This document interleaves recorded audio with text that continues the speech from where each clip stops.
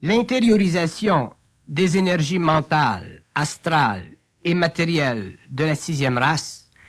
et la compréhension de son processus évolutif est un des aspects fondamentaux de la conscience créative du nouvel homme.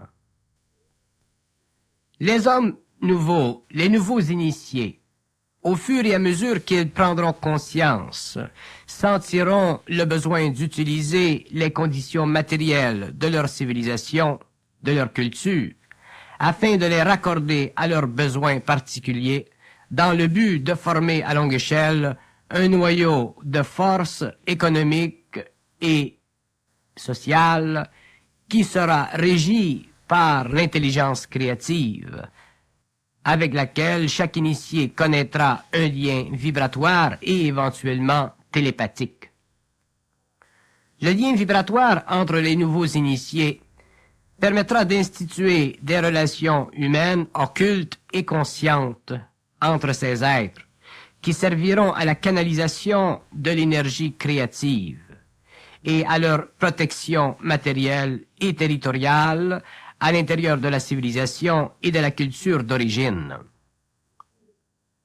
L'intériorisation des forces créatives des nouveaux hommes leur permettra éventuellement de ne plus être assujettis aux conditions matérielles de la culture de la civilisation, leur permettant ainsi de se libérer des contraintes psychologiques et matérielles de cette culture, de cette civilisation, et de libérer ainsi les forces actives, créatives, qui feront partie de la puissante créativité de la sixième race racine. L'intériorisation des forces créatives de l'homme nouveau coïncidera avec l'implantation sur le plan matériel d'une conscience sociale supramentale qui pourra de plus en plus s'attribuer les leviers du pouvoir matériel. Pouvoir matériel qu'ils utiliseront éventuellement pour l'organisation sociale de la conscience supramentale planétaire.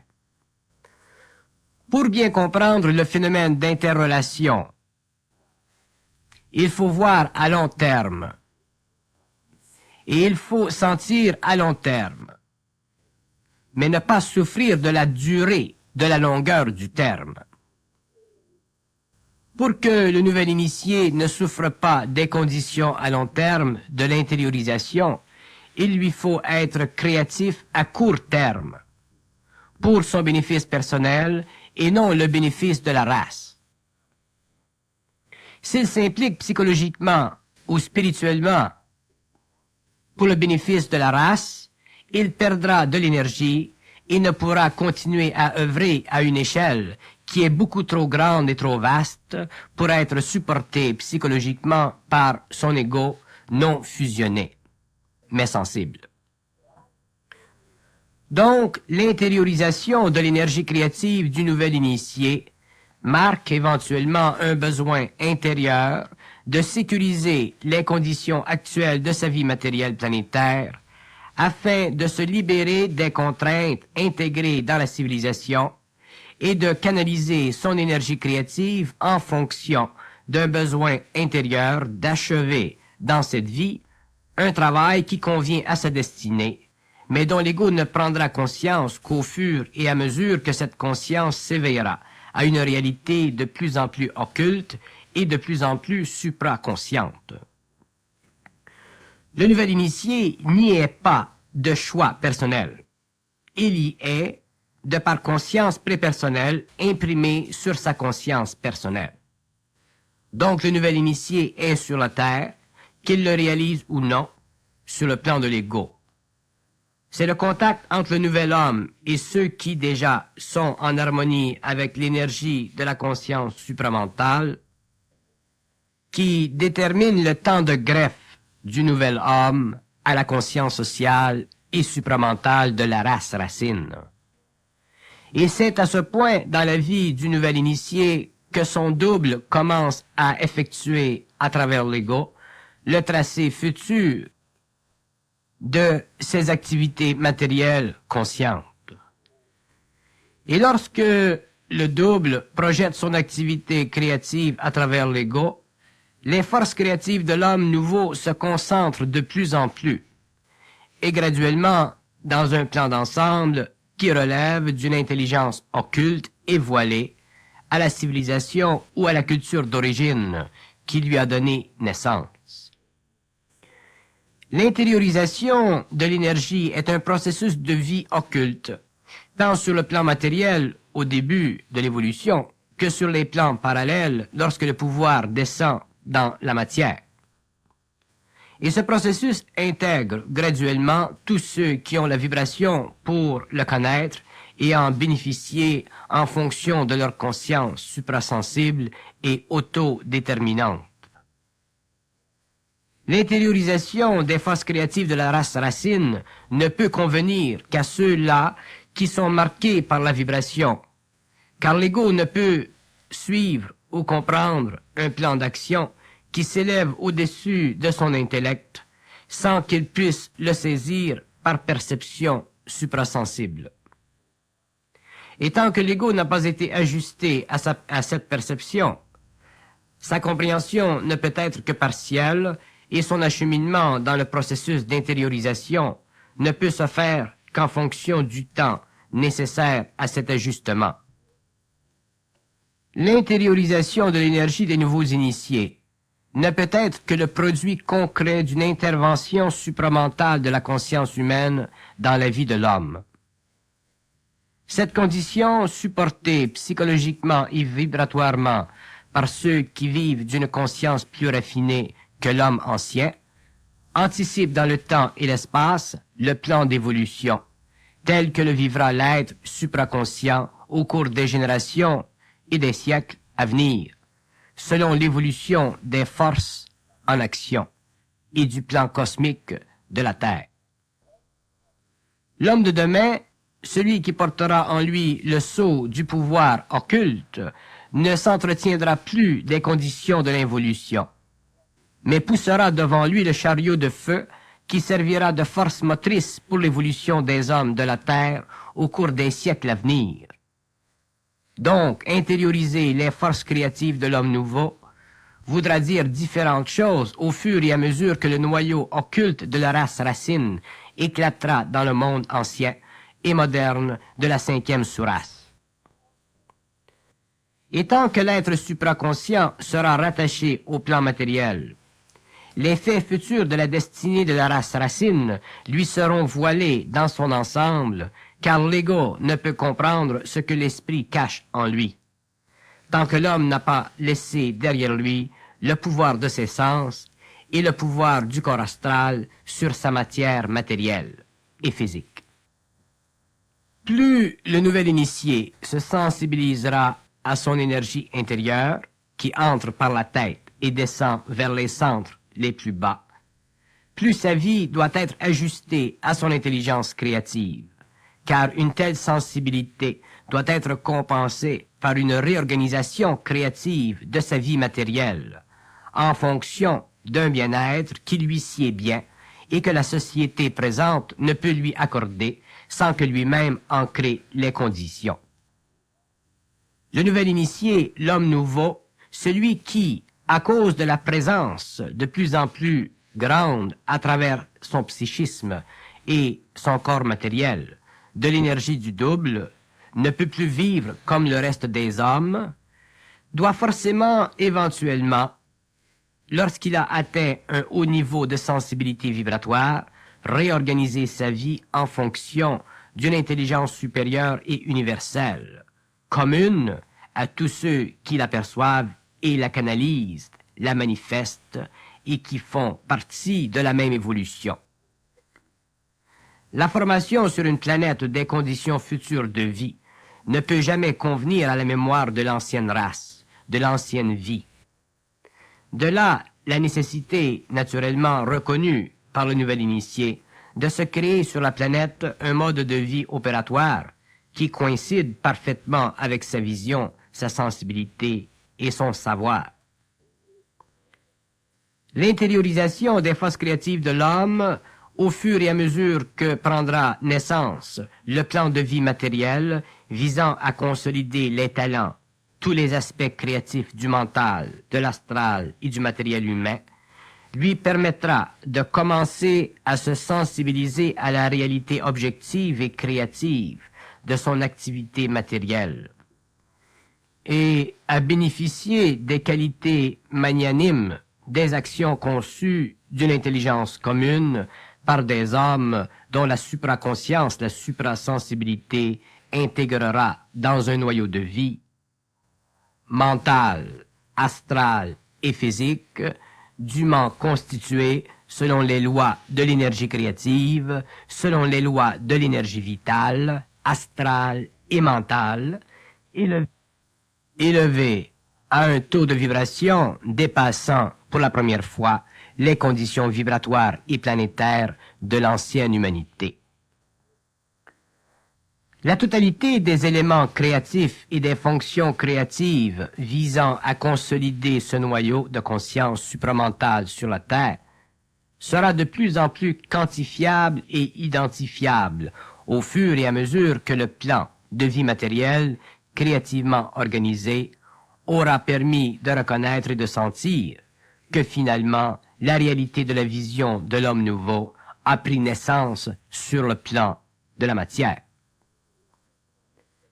L'intériorisation de l'énergie créative de ces hommes leur permettra de découvrir des aspects et des talents qui leur furent par le passé voilés, car les conditions de vie à ce moment-là n'étaient pas aptes à en permettre une expression créative, car ces talents étaient encore enfouis dans une conscience subjective et endormie. Lorsque le nouvel initié se découvre, lorsqu'il se voit pour la première fois, lorsqu'il se sent pour la première fois et qu'il s'aperçoit que la vie neuve, naturelle, n'a plus la même qualité que la vie ancienne, il découvre que la relation entre le nouvel et l'ancien état de conscience dépend effectivement de l'harmonie entre le développement mental, émotionnel et organisationnel de la matière. Il est vrai que l'homme ne peut pas vivre seulement de pain. Mais il ne peut pas vivre non plus sans pain. Donc, si l'homme doit vivre d'esprit, eh bien vivre d'esprit, il lui faut que cet esprit le serve et puisse lui permettre de créer sur le plan matériel le pain dont il a de besoin afin de maintenir dans la matière, d'une façon saine, la flamme de cet esprit. Sinon, il ne peut élever la matière. Sinon, l'esprit ne peut descendre dans la matière. Et si nul n'est pas dans la matière pour recevoir et appliquer l'intelligence créative parce qu'elle est faible, parce que les moyens, les outils de l'homme dans la matière n'ont pas été suffisamment développés, il est évident qu'il devient alors impossible pour l'homme nouveau de se constituer en un noyau d'énergie pour se créer éventuellement un nouveau corps social qui, au cours des siècles, deviendrait une nouvelle force civilisatrice, aidée, comme il se devrait, des forces créatives de son esprit, de son double, comme le lui fait voir son intelligence créative. Donc, l'intériorisation des forces de l'homme servira à créer un tremplin. Et plus ce dernier sera solide et vaste, plus il aura de résistance aux forces, aux obstacles extérieurs de la civilisation. Plus il sera capable de servir de point de départ, de point d'appui, pour une société future qui ne pourrait se raccorder à une société mécaniste, si déjà elle ne possédait pas dans la matière un réseau suffisamment développé, une énergie suffisamment déployée pour en recevoir la puissante manifestation et en retour en diffuser dans le monde la puissante activité. Il est évident que dans la formation d'une race racine, l'ego est impuissant dans sa contemplation et que seul le double en lui peut faire miroiter à travers sa sensibilité les reflets nécessaires et essentiels à la formulation graduelle d'une conscience embryonnaire qui au cours des générations deviendra conscience planétaire. L'exclusion de la vision égoïque d'un plan si vaste est normal, puisque l'ego est incapable, à cause de la limitation cérébrale de son intelligence, de contempler les aspects créatifs et puissants de l'organisation invisible qui dirige l'évolution des royaumes et des planètes et des galaxies. Mais si l'ego ne peut pas, un jour, à un moment donné, percevoir, de par un plan d'intelligence supérieur à celui qu'il avait connu dans le passé, les destinées de sa race, la destinée des nations, l'évolution de sa planète, l'évolution de son humanité, que vaut-il devant les mystères de la vie? Que vaut-il dans la confrontation entre l'infini et le particulier? Rien. Et si l'ego ne vaut rien, ne peut rien, à quoi sert à l'homme de vivre une vie diminuée dans sa totalité, car il vit d'une conscience objectante, d'une conscience émotive et égocentrique qui diminue sa relation intelligente avec l'infinité, qui essaie par tous les moyens possibles d'établir avec lui un lien, selon les lois d'énergie et de vibration qui ne conviennent pas à la psychologie symbolique de l'ego, mais conviennent parfaitement à l'intelligence supramentale de sa fusion. Doit venir le jour où l'initié sera obligé de prendre les commandes de l'évolution sur la Terre, afin de permettre à l'homme, pour la première fois, depuis sa descente dans la matière, de constater qu'il est effectivement créateur, libre et magicien. Magicien dans la science, créateur dans l'intelligence et libre dans la volonté.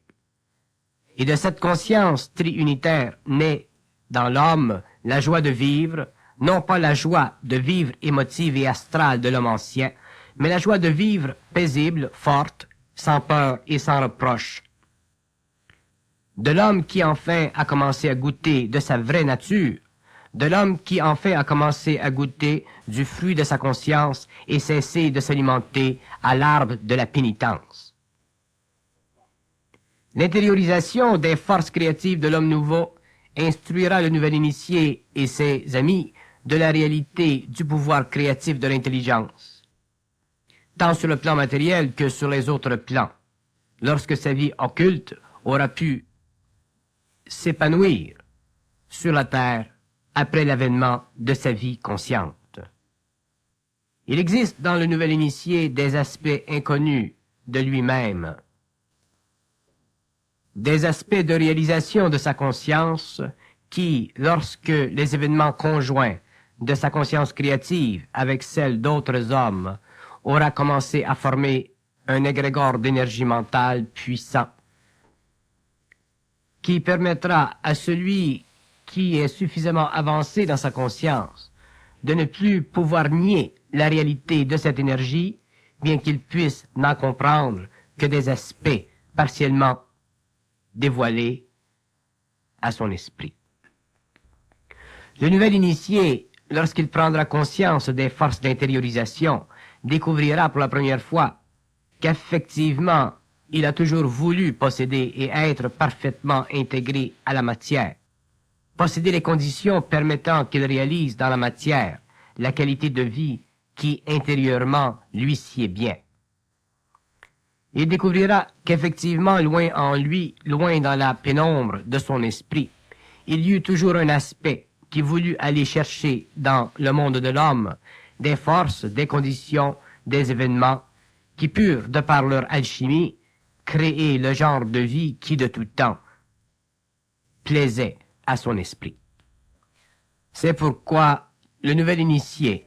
celui qui découvrira dans la chambre froide de sa culture un point chaud, d'où il pourra tirer ses conditions, ses forces, ses énergies, se créera sur le plan matériel,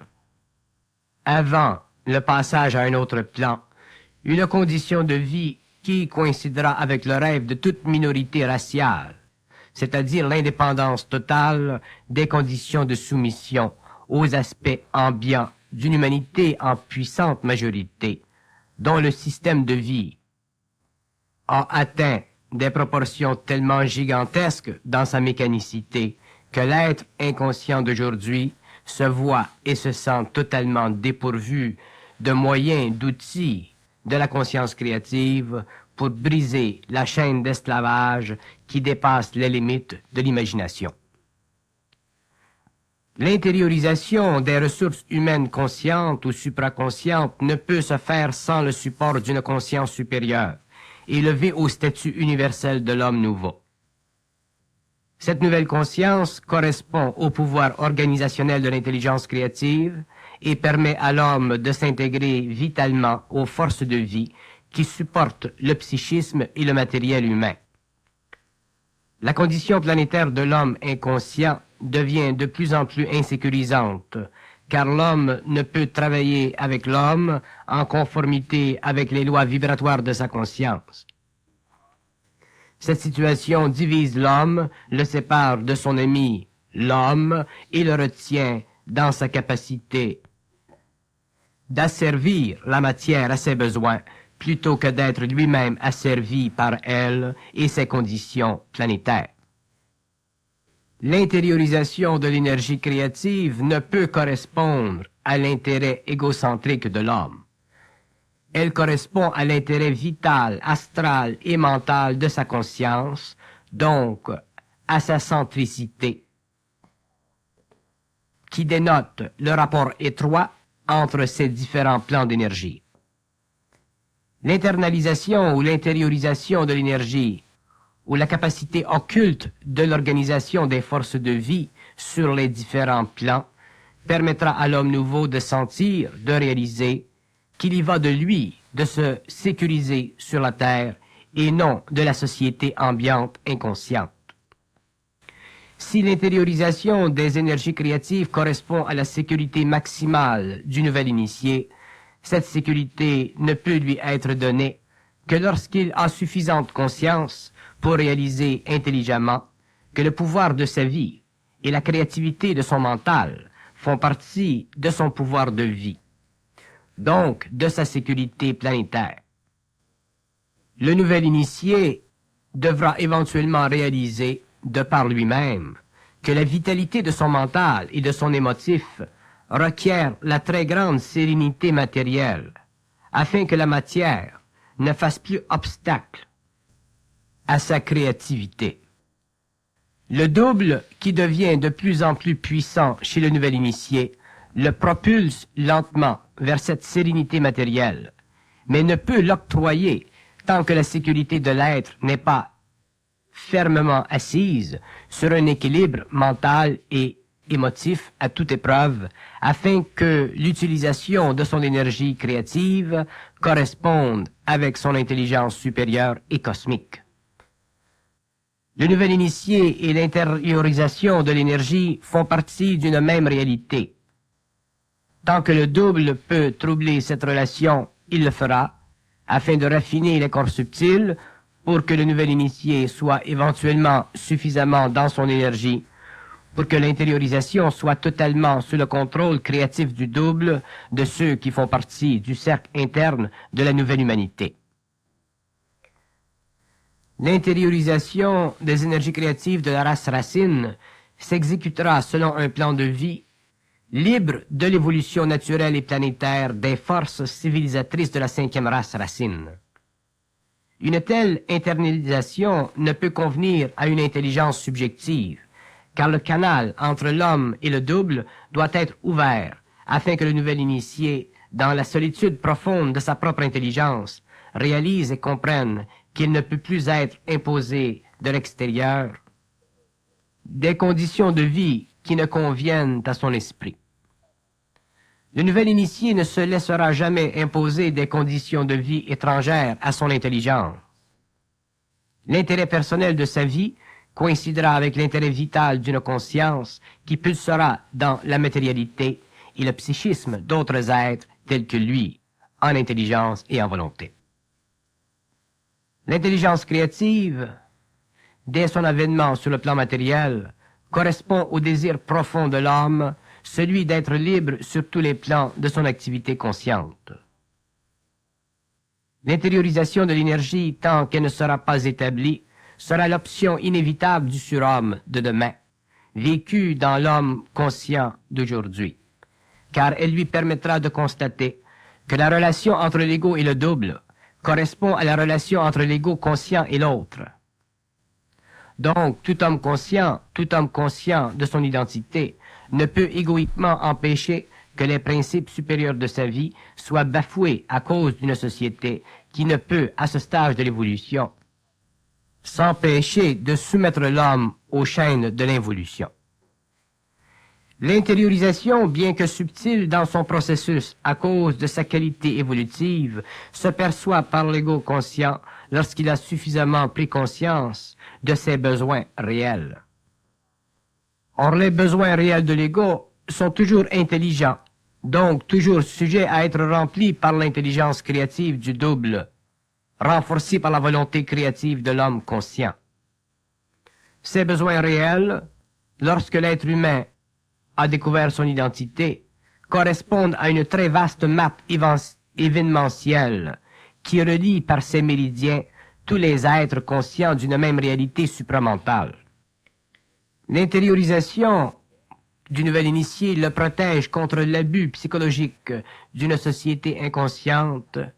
et contre l'état de l'homme non favorisé par l'incarnation sur le plan matériel. Puisque souvent l'homme nouveau doit subir avant la fusion une condition de vie qui ne le favorise pas sur le plan matériel, afin que sa sécurité soit fondée sur la conscience de sa réalité et non sur l'inconscience de sa personnalité, il devient de plus en plus évident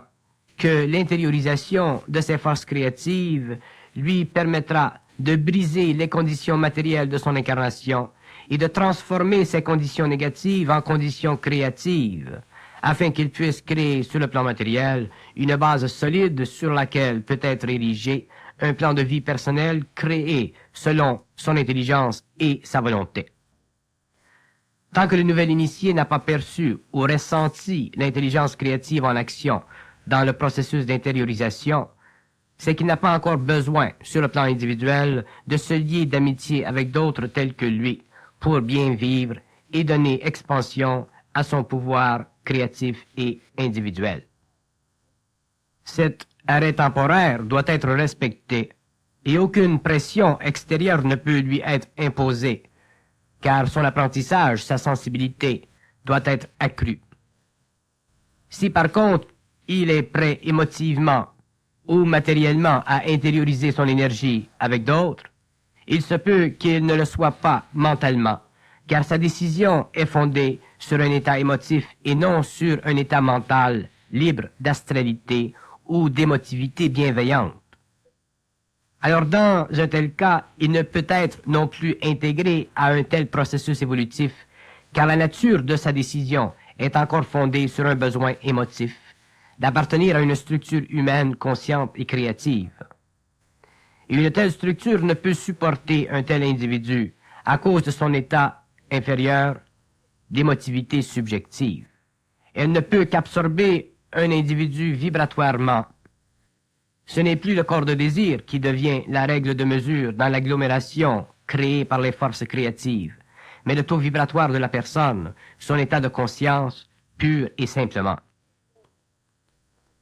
L'intériorisation des forces créatives ne peut absorber de vibrations inférieures à celles de la conscience créative ajustée mentalement et émotivement, selon une loi d'harmonie qui se perçoit par la neutralité psychologique des êtres conscients.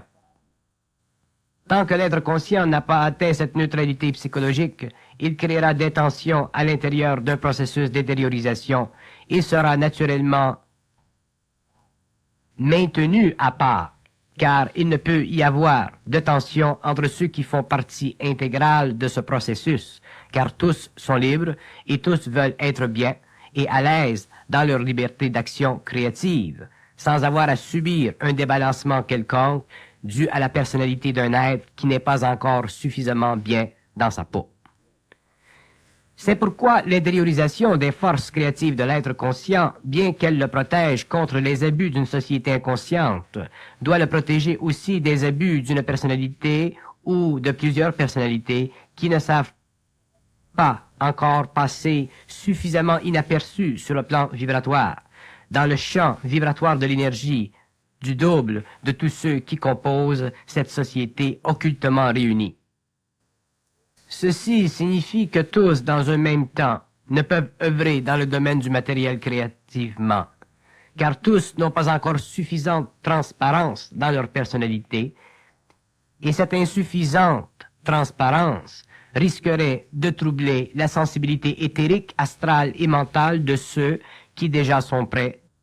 ou aptes à vivre une telle expérience d'entendement mutuel et de coopération intelligente et libre. L'intériorisation des forces créatives de l'être introduit sur le plan matériel une nouvelle forme de travail, car elle libère l'homme de la philosophie du travail pour lui faire comprendre et vivre le travail libre, c'est-à-dire le travail vécu avec intelligence,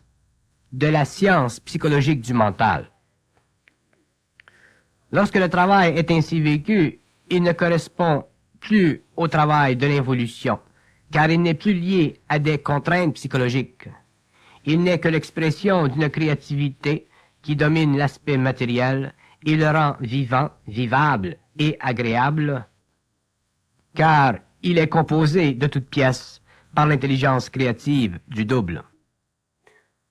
Donc, l'intériorisation des forces créatives n'a rien à voir avec la condition humaine. Elle est le produit de l'activité créative de l'homme à travers la forme matérielle, afin de la libérer de la psychologie subjective et philosophique de l'involution.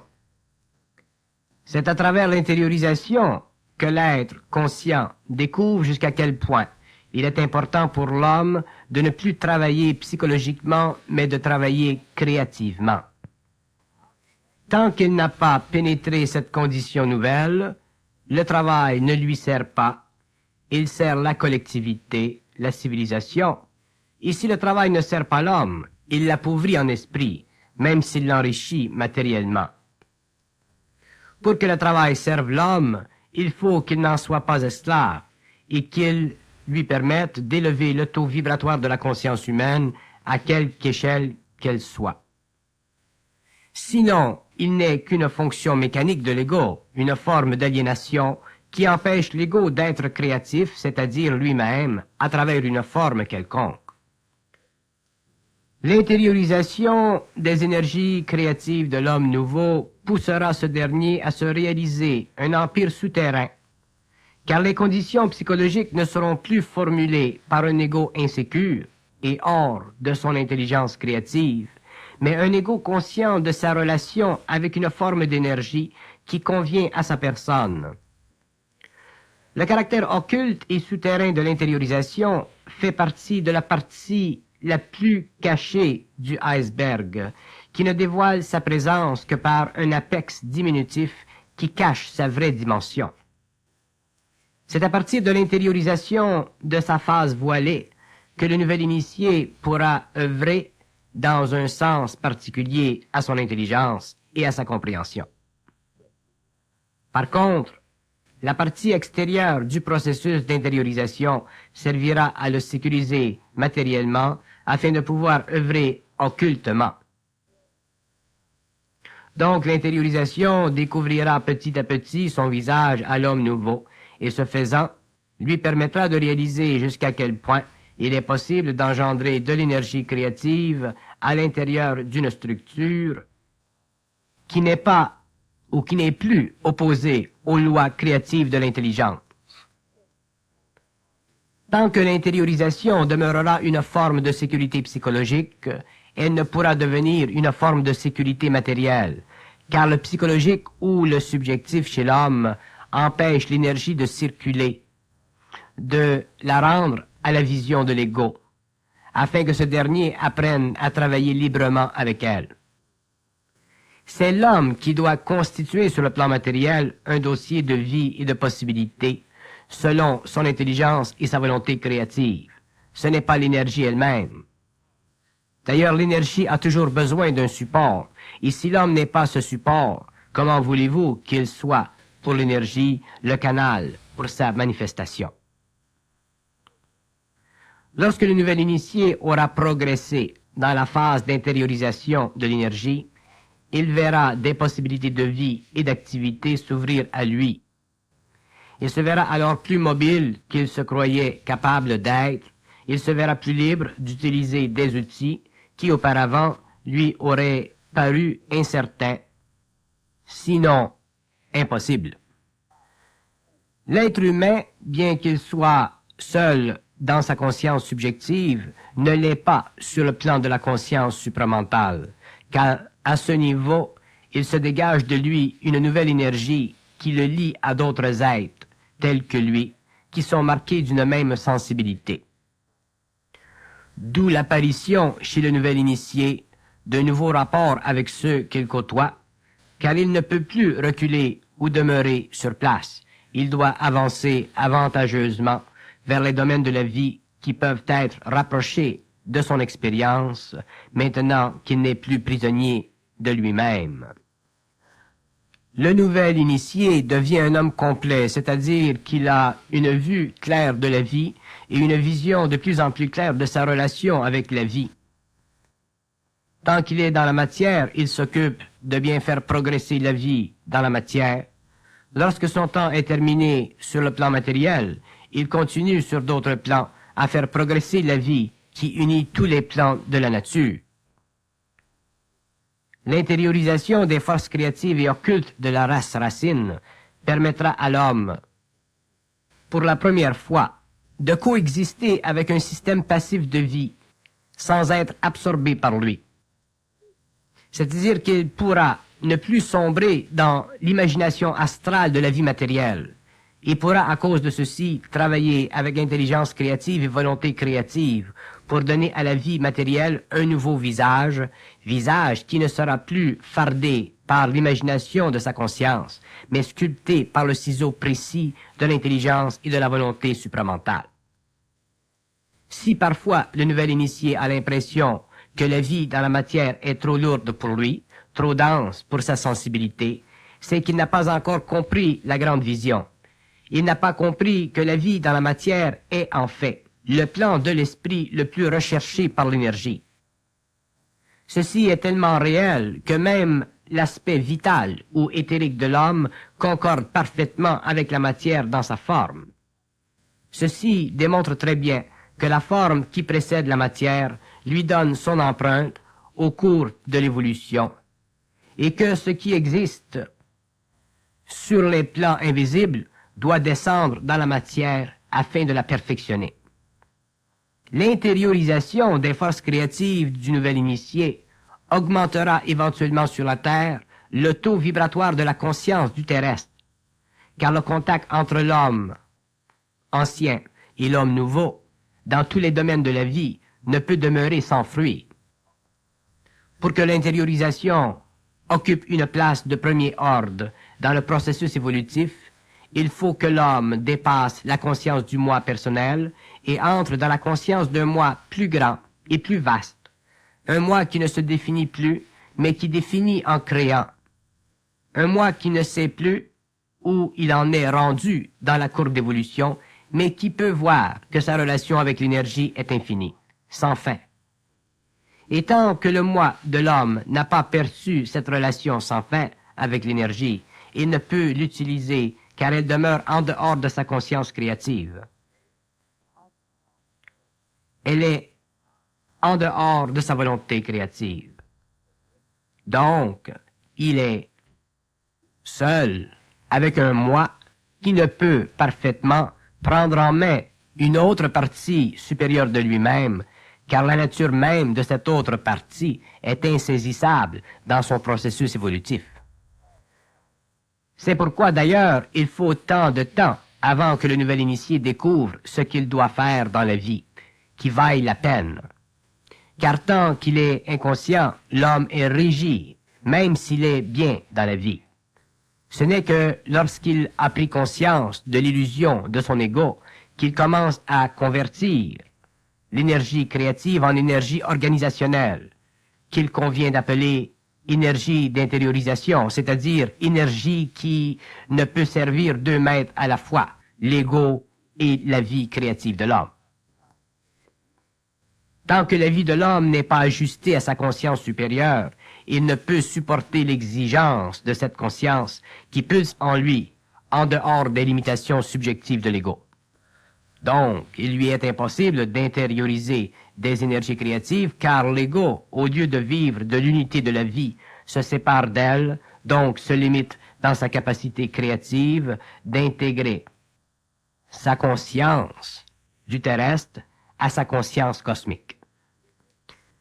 La faille de l'ego, c'est l'incapacité d'intégrer le cosmique au matériel. Et tant qu'il n'a pas suffisamment compris le lien entre les deux, il ne peut bénéficier d'une structure sociale fondée sur l'intériorisation de ses forces créatives, car il dépense ses énergies subjectivement, c'est-à-dire qu'il s'occupe égoïquement de sa sécurité, au lieu de s'occuper de sa sécurité créativement en fonction de son intelligence supérieure. L'intériorisation de l'énergie d'une race racine occupe les éléments de cette race de façon permanente lorsqu'ils ont pris conscience de leur intelligence et de leur volonté créative.